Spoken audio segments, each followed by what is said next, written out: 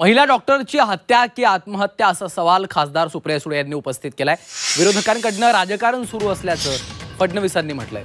तर या प्रकरणामध्ये कोणालाही सोडणार नसल्याचं फडणवीसांनी स्पष्ट केलेलं आहे। विरोधकांवर मुख्यमंत्र्यांनी पलटवार केलाय।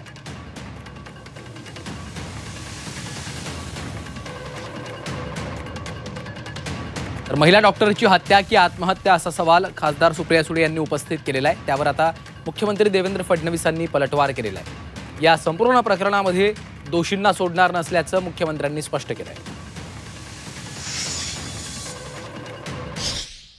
वेगळ्या खबर आहेत, हा इन्व्हॉल्ड आहे, तो इन्व्हॉल्ड आहे।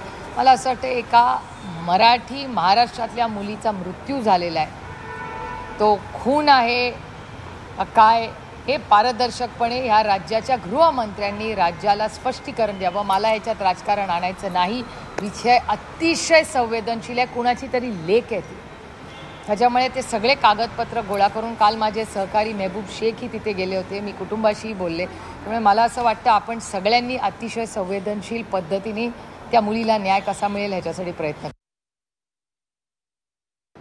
मला असं वाटतं की अशा संवेदनशील विषयाचं राजकारण करणारे हे दुर्दैवी लोक आहेत, कारण त्यांना मला असं वाटतं की लाईमलाईटमध्ये राहायचं आहे। पण लाईमलाईटमध्ये राहण्याकरता एका गरीब बिचारे आमच्या डॉक्टर भगिनीच्या मृत्यूचं भांडवल काय करता?